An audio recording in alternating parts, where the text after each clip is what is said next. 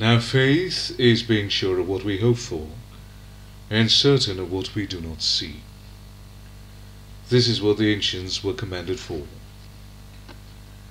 By faith we understand that the universe was formed at God's command, so that what is seen was not made out of what was visible. By faith Abel offered God a better sacrifice than Cain did. By faith he was commended as a righteous man, when God spoke well of his offerings, and by faith he still speaks even though he is dead.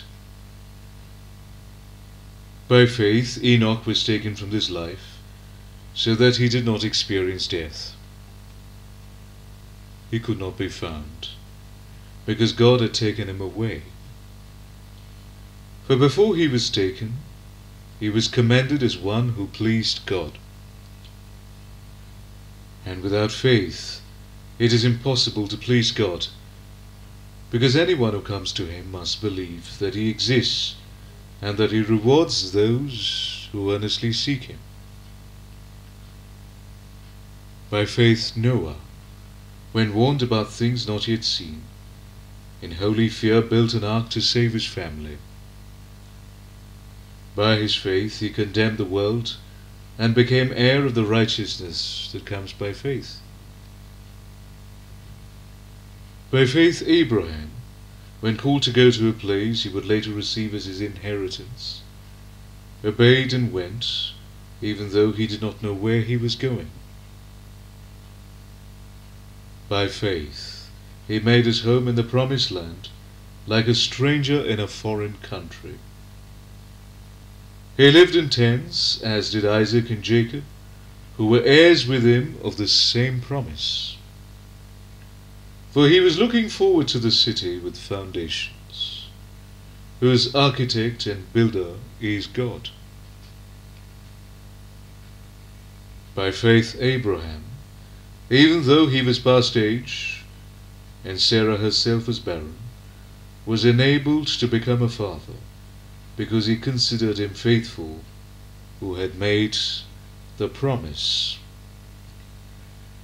And so from this one man, and he as good as dead, came descendants, as numerous as the stars in the sky, and as countless as the sand on the seashore. All these people were still living by faith when they died. They did not receive the things promised. They only saw them and welcomed them from a distance. And they admitted that they were aliens and strangers on earth. People who say such things show that they are looking for a country of their own. If they had been thinking of the country they had left, they would have had opportunity to return. Instead, they were longing for a better country, a heavenly one.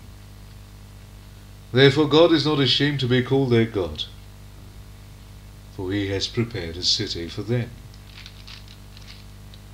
By faith Abraham, when God tested him, offered Isaac as a sacrifice. He who had received the promises was about to sacrifice his one and only son, even though God had said to him, "It is through Isaac that your offspring will be reckoned." Abraham reasoned that God could raise the dead, and figuratively speaking, he did receive Isaac back from death. By faith Isaac blessed Jacob and Esau in regards to their future. By faith Jacob, when he was dying, blessed each of Joseph's sons, and worshipped as he leaned on the top of his staff. By faith Joseph, when his end was near, spoke about the exodus of the Israelites from Egypt, and gave instructions about his bones. By faith Moses' parents hid him for 3 months after he was born, because they saw he was no ordinary child, and they were not afraid of the king's edict. By faith Moses, when he had grown up, refused to be known as the son of Pharaoh's daughter, He chose to be ill-treated along with the people of God, rather than to enjoy the pleasures of sin for a short time. He regarded disgrace for the sake of Christ as of greater value than the treasures of Egypt, because he was looking ahead to his reward. By faith he left Egypt, not fearing the king's anger. He persevered because he saw him who is invisible. By faith he kept the Passover and the sprinkling of blood, so that the destroyer of the firstborn would not touch the firstborn of Israel. By faith the people passed through the Red Sea as on dry land, but when the Egyptians tried to do so, they were drowned.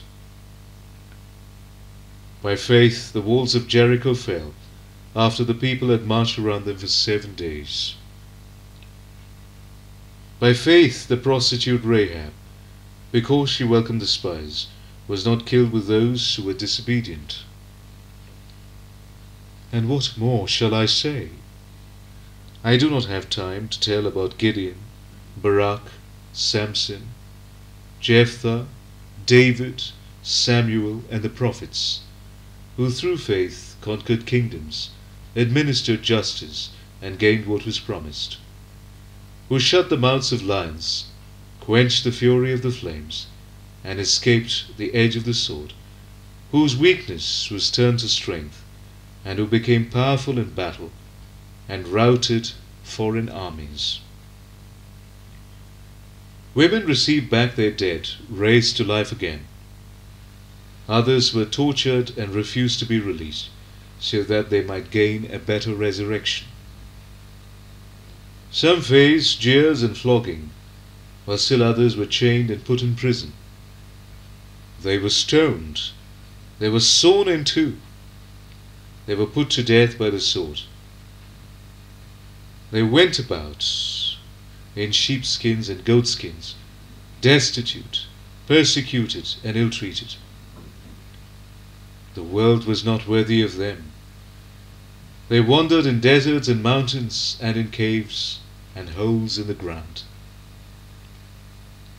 These were all commended for their faith, yet none of them received what had been promised.